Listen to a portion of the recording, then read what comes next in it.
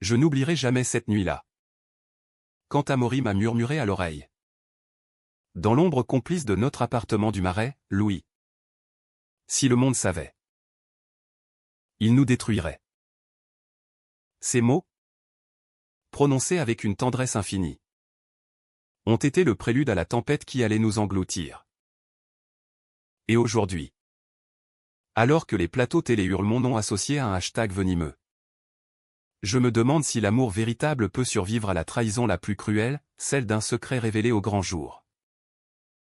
Je m'appelle Louis Valois. Et à 35 ans, j'étais l'une de ces figures montantes de la politique française que l'on envie en secret. Député de Paris. Porte-parole d'un parti centriste en pleine ascension. J'incarnais cette nouvelle génération, charismatique. Cultivée. Imprégnée de l'élégance parisienne. Les salons du 7e arrondissement bruissaient de mon nom. Les dîners littéraires me conviaient. Et les médias me courtisaient pour mes analyses fines sur l'Europe ou l'écologie. Mais derrière cette façade impeccable, il y avait Amaury. Nous nous étions rencontrés 5 ans plus tôt, lors d'un vernissage à la Galerie Perrotin. Il était journaliste à France Culture. Un homme aux yeux vert perçants, aux cheveux châtains légèrement ondulés. Toujours vêtu avec cette nonchalance raffinée qui fait le charme des intellectuels parisiens. Amaury avait 32 ans. Une voix grave et posée qui captivait les auditeurs lors de ses chroniques culturelles. Dès le premier regard, ce fut une évidence. Un de ces coups de foudre que l'on croit réservés aux romans de Balzac ou de Proust. Nous avons parlé toute la nuit. Errant dans les rues du Marais. Sous les platanes centenaires. Partageant des confidences que l'on n'offre qu'à ceux qui pourraient devenir l'amour d'une vie. Notre relation s'est épanouie dans l'ombre. Paris. Avec ses cafés discrets. Ses appartements haussmanniens aux volets clos. Ses promenades nocturnes le long de la Seine. Offraient le cadre idéal à notre secret.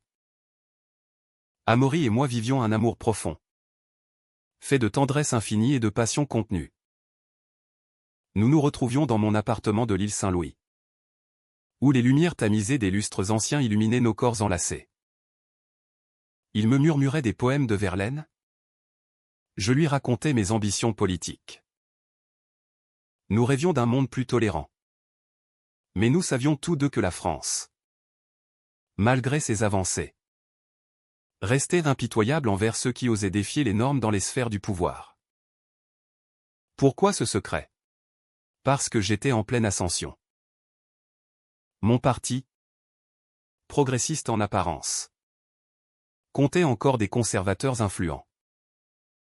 Une révélation aurait pu tout briser, ma carrière. Mes alliances? Mon image d'homme irréprochable. Amaury le comprenait. Il souffrait en silence. Mais son amour était assez grand pour accepter cette double vie. Un jour, Louis, promettait-il, quand tu seras au sommet, nous pourrons vivre au grand jour. Je le croyais. Ou plutôt, je voulais y croire. Les premiers nuages sont apparus il y a 1 an. Amaury avait changé. Ses chroniques radio devenaient plus incisives, critiquant ouvertement les hypocrisies de la classe politique. Il me reprochait, en privé, ma prudence excessive. Tu parles de liberté, Louis, mais tu vis dans la peur. Nos disputes étaient rares, mais intenses. Elles se terminaient toujours par des réconciliations passionnées, où nos corps effaçaient les mots. Pourtant, une faille s'était ouverte. J'aurais dû la voir. Puis vint cette soirée fatidique. Un dîner chez des amis communs dans le 6e arrondissement. Amaury était là. Présenté comme un collègue. Nous échangeâmes des regards complices. Mais je sentis son malaise. Plus tard, dans la nuit, Il explosa. Combien de temps encore vais-je jouer le rôle du fantôme dans ta vie? Je le serrai contre moi, promettant que tout changerait bientôt. Mais au fond de moi, une peur sourde grandissait. La peur de perdre tout ce pourquoi j'avais lutté. Ce que j'ignorais, c'est qu'Amaury, rongé par la frustration, avait commencé à confier nos secrets à un proche. Un ancien amant. Jaloux et amer. Qui n'attendait que l'occasion de se venger. Les rumeurs commencèrent à circuler dans les cercles journalistiques.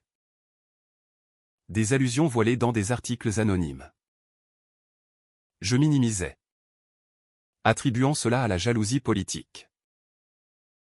Amaury, lui, semblait distant, commenté par un regret.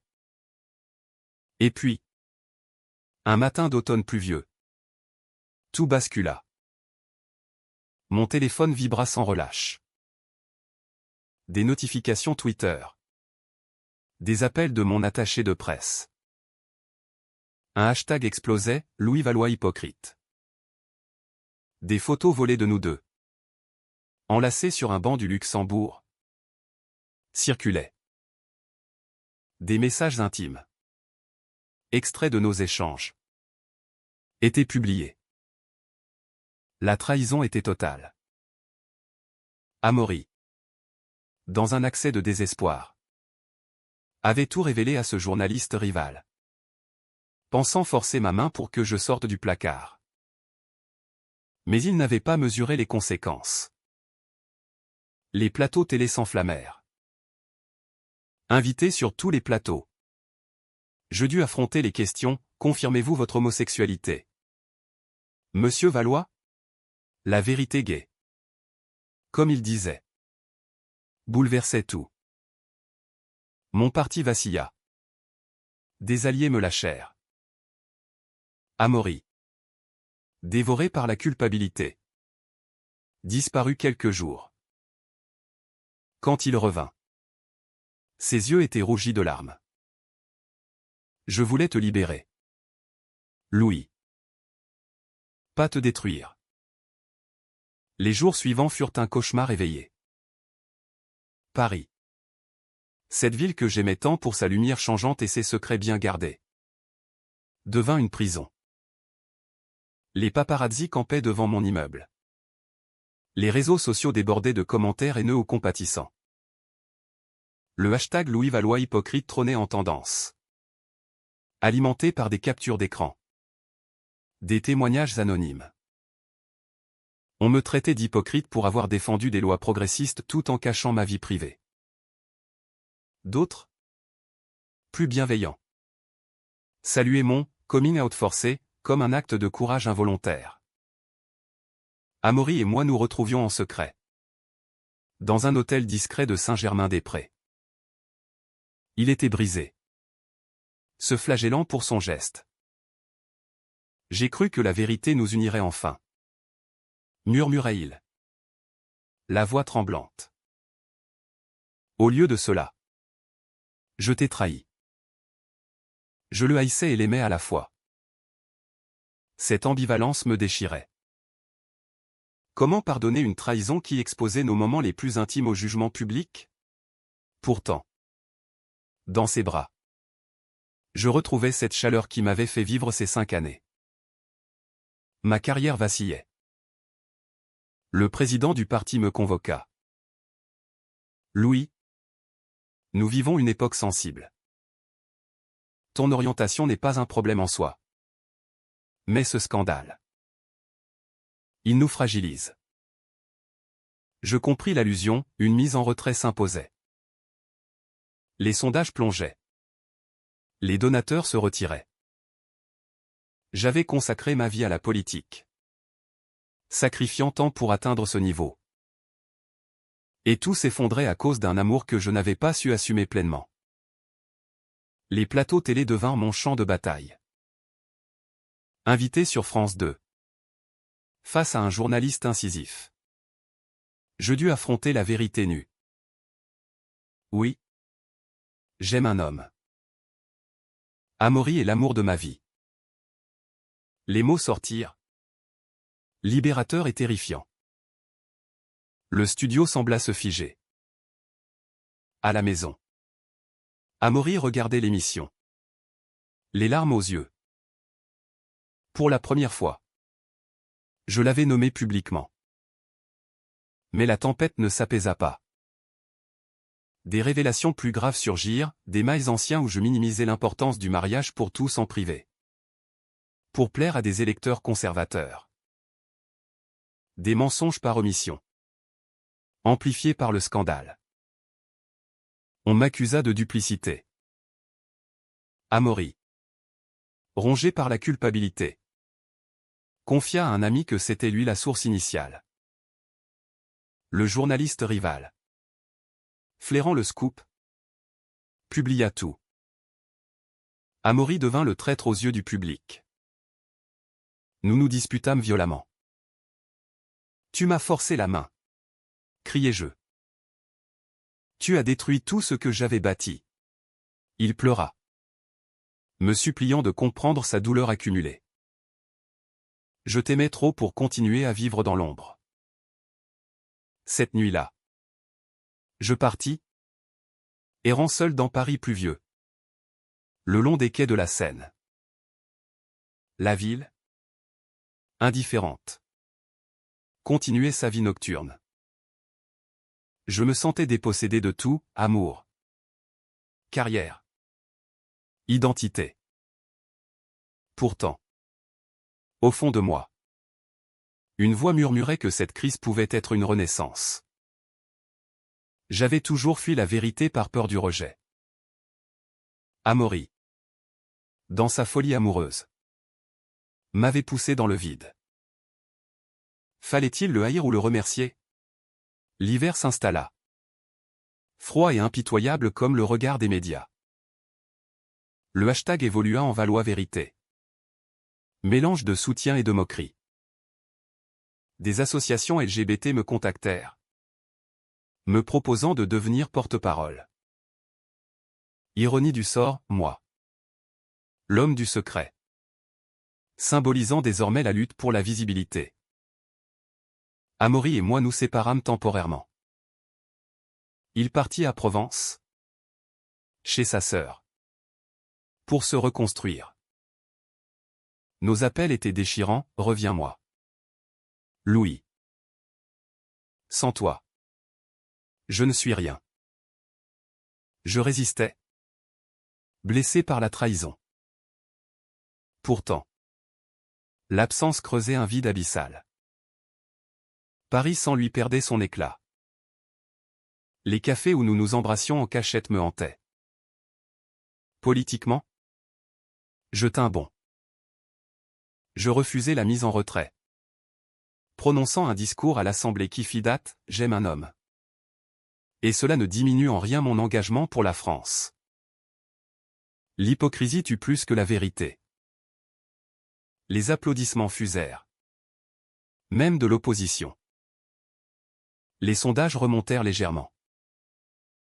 J'étais devenu, malgré moi, un symbole.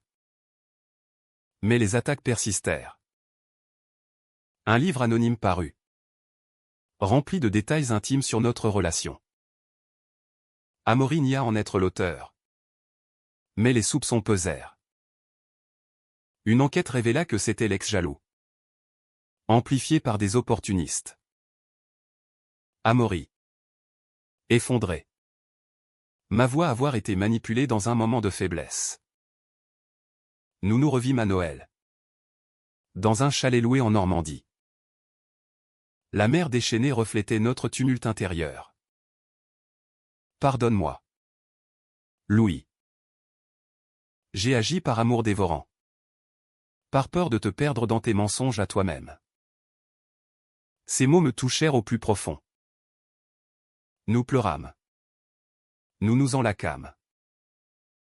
L'amour, ce sentiment si fragile, renaissait de ses cendres. Pourtant, un nouveau coup porta. Mon parti, sous pression. Me demanda de ne pas briguer la réélection. Trahison institutionnelle. Amaury me soutint, quitte-les. Sois toi-même. Enfin. Le printemps apporta un renouveau inattendu. Libéré des contraintes partisanes. Je fondai une association pour la visibilité LGBT en politique. Les invitations affluèrent, conférences, livres, documentaires. Amaury revint à Paris, acceptant un poste à Radio France plus discret. Nous vécûmes enfin au grand jour, main dans la main dans les rues du Marais. Mais les cicatrices restaient. Les nuits. Je revivais la trahison. Le hashtag qui avait failli nous anéantir. Amaury. Hanté par sa culpabilité. Consulter un thérapeute. Notre amour. Forgé dans le feu. En sortit plus fort. Plus authentique. Un soir. Sur le pont des Arts. Sous un ciel étoilé. Il me demanda, regrettes-tu? Je réfléchis. La douleur avait été immense. Les pertes irréparables. Pourtant. Cette vérité forcée nous avait libérés. Non. Murmurai-je. Tu m'as sauvé. À ta manière brutale. Les médias. Apaisés. Parlèrent désormais de nous comme d'un couple emblématique. Le hashtag devint un symbole de résilience. Aujourd'hui. Des années plus tard. Je regarde en arrière avec une sérénité conquise de haute lutte. Amaury et moi vivons toujours à Paris. Dans un appartement lumineux donnant sur la Seine. Nous avons adopté un enfant. Une petite fille aux yeux verts comme son père. La politique? Je m'en suis éloigné. Préférant l'écriture et le militantisme discret. Le hashtag qui nous avait opposés au monde s'est éteint. Remplacé par des témoignages de gratitude. Des jeunes hommes politiques me contactent. Cherchant conseil pour assumer leur vérité sans se détruire. La trahison d'Amaury reste une blessure. Mais elle a révélé la profondeur de notre lien. L'amour véritable. Ce sentiment humaniste et absolu. Triomphe des tempêtes quand il est ancré dans le pardon et la compréhension. Paris continue de nous envelopper de sa magie éternelle. Et dans les bras d'Amaury. Je sais que nous avons gagné, non pas contre le monde, mais pour nous-mêmes.